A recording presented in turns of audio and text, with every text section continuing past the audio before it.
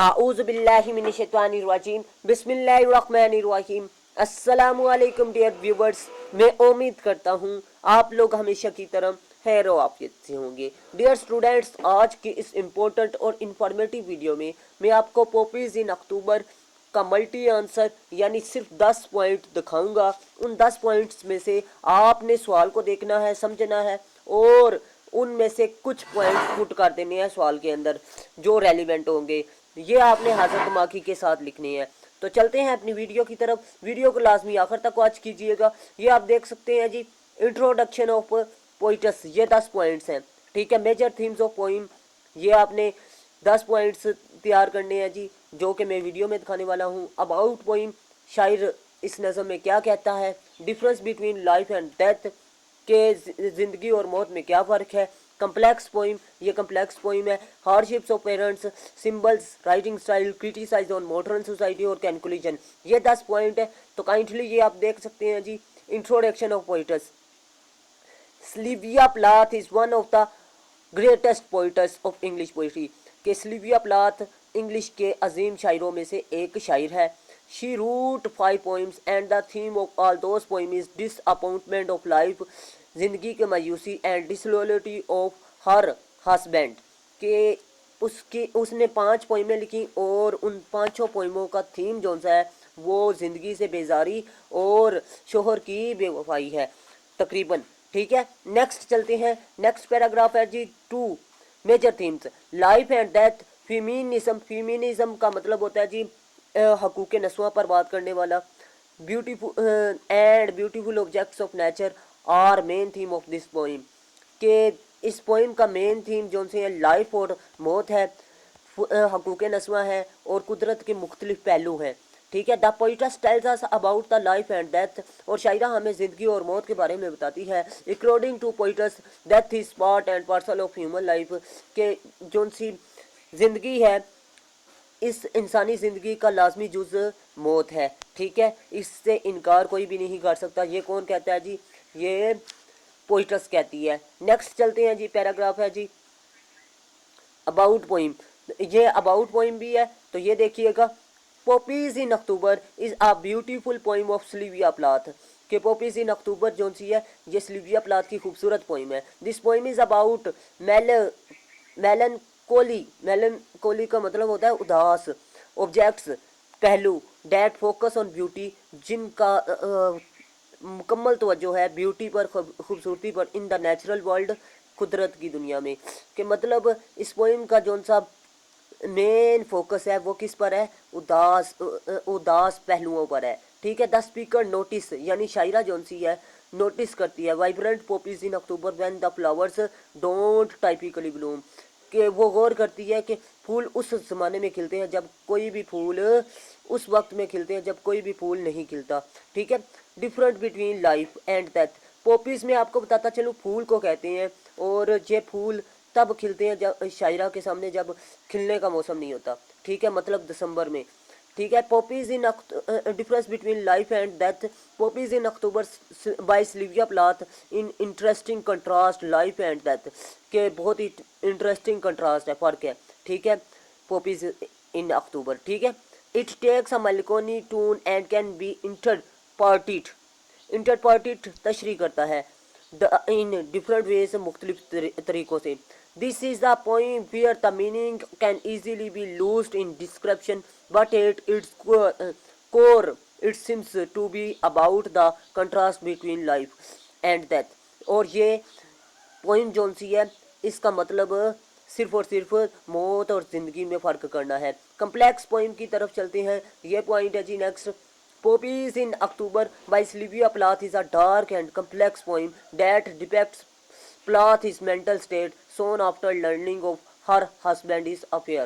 ठीक है, कि ये जौन सी पोइम है सिल्विया प्लाथ की, ये डार्क और कम्प्लेक्स है क्योंकि प्लाथ जौन सी है वो अपने जहनी जौन सी हालत है अपने हस्बैंड की अलहदगी के बाद उसको बयान करती है। ठीक है, जो कि कम्प्लेक्सिटी का शिकार है। ठीक है, उसका जहनी लेवल कम्प्लेक्सिटी का शिकार है। नेक्स्ट क्या है जी, hardships of parents, war parenthood and grief. ठीक है, poppies addresses the anxieties and griefs that parents next है जी face as they send their children to fight in war. मतलब पॉपीज के फूल जो से हैं, गुले लाला के जो से फूल हैं, वो मुखातिब हैं उन माँ बाप से जो उन माँ बाप की परेशानियों से और गमों से जो वो सामना करते हैं जंग लड़ने के दौरान अपने बच्चों की मुश्किलात की। मतलब जो माँ बाप अपने बच्चे जंगों में लड़ने के लिए भेज देते हैं उनके गमों और उनकी परेशानियों को बयान करता है। ठीक है, उनकी हार्डशिप्स को, माँ बाप की हार्डशिप्स को बयान करता है जी। ठीक है, गुले लाला कबूल। ये था जी। नेक्स्ट पॉइंट नंबर 7 है जी सिंबल्स कौन कौन से इस्तेमाल किए गए। लुकिंग एट दिस स्टार्किंग, अगर गौर से देखा जाए, लेट ब्लूमिंग फ्लावर्स, जो देर से निकलते हैं फूल। The speaker feels as if nothing in the surrounding इर्द गिर्द। इन्वायरमेंट कहते हैं जी माहौल को। कैन कंपेयर किया जा सकता है टू देन, इन्हें। सगेस्टिंग तजवीज़ करना। अ डेप्थ ऑफ ब्यूटी, यानी खूबसूरती की हलाकत। And passion in speaker is word, और स्पीकर की दुनिया में। That said poppies can also symbolise, यानी अलामत है डेथ, पीस एंड स्लीप, और मौत और अमन और नींद की अलामत है। ये थे जी सिंबल्स। अब बात करते हैं writing style. The poem is rich in imagery as the poetess has used many similes and metaphors in this poem. She had used different images.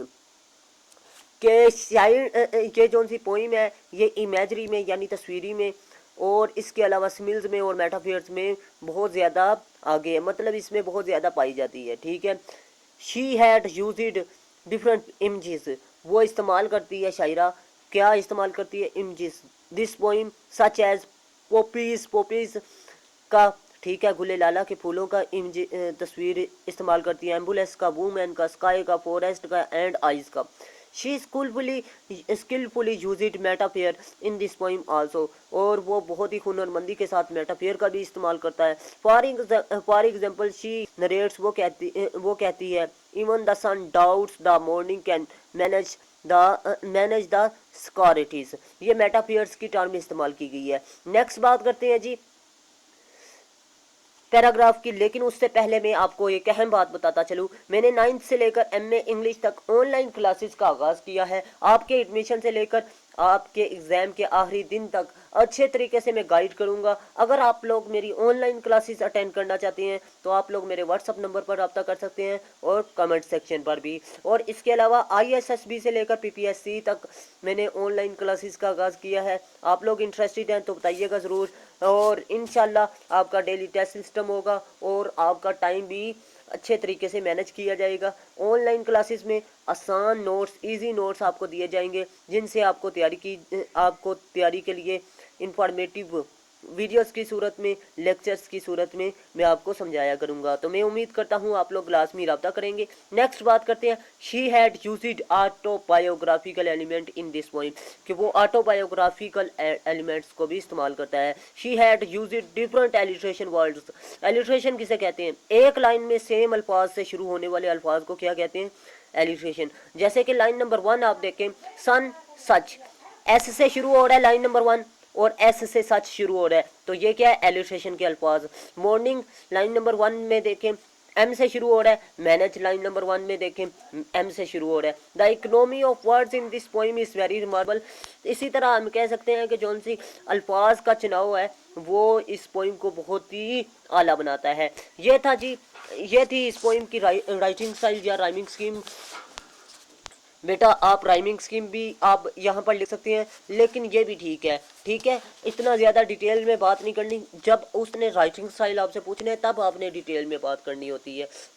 Detail में आपने अगर समझनी है तो इंशाल्लाह मैं वीडियो बनाऊंगा उस पर भी, तो आप लोग वो वीडियो लाजमी देखिएगा। इंशाल्लाह आप राइटिंग स्टाइल भी क्लियर आपका हो जाएगा। नेक्स्ट बात करते हैं, criticise on modern society. Sylvia Plath writes about only the negative side of society कि सिल्विया प्लाथ किसके बारे में लिखती है, नेगेटिव सोसाइटी के बारे में लिखती है। In his all poems the poet's यहाँ पर पोइटस आता है जी, ठीक है, repents upon the life of love, ठीक है, अफसोस करती है कि प्यार की ज़िंदगी पर। So we can say that she has studied the evils of modern love and modern society very closely. इसलिए हम कह सकते हैं कि उसने प्यार की ज़िंदगी को बहुत ही गौर से मुतालिया किया। So we can say that she is great philosopher and great lover of love.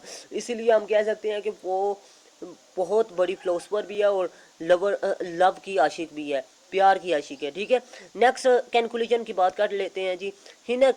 Her description of the poem is very realistic. उसकी जो सी डिस्क्रिप्शन है पोइम की वो बहुत ही रियलिस्टिक है, ठीक है। नेक्स्ट वो कह रहा है जी, Sylvia Plath occupies a distinct